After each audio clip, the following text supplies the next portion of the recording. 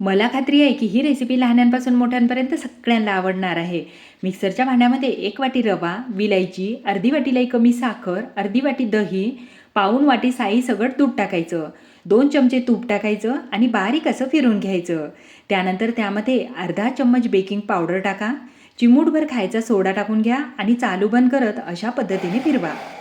तर भांडी न भरवता 1 मिनिटामध्ये हे बॅटर बनवून तयार झालेलं आहे. तूप लावलेल्या वाटीमध्ये टाकायचं आणि वरून ड्रायफ्रूट्स फिरवायचे. आता कढई अगोदरच गरम होण्यासाठी ठेवली, त्यामध्ये हे ठेवायचं आणि 10 ते 12 मिनटं बारीक गॅसवर होऊ द्यायचं. 12 मिनटं झाल्यानंतर पाहू शकता साईजला दुप्पट असा फुललेला आहे. स्टिक टाकून चेक करा, स्टिकला अजिबातच चिटकलं नाही, म्हणजे हा झालेला आहे. आणि थंड झाल्यानंतर अलगद असा काढून घ्या. आहे की नाही, बनवायला खूप सोपी अशी रेसिपी. आणि खरं सांगा, हा तुमच्या घरी केक सगळ्यांना प्रचंड असा आवडतो ना? माझ्या घरी तर सगळ्यांना आवडतो.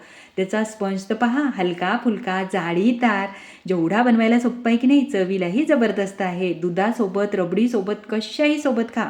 असाही खाल्ला ना तरी नंबर 1 लागणार आहे. पण गुलाबजामुनसारखा पाक त्यावर सोडा आणि हा रसरशीत गुलाबजाम केक तयार झाला. पण बनवायची पद्धत कशी वाटली कमेंट्स करा.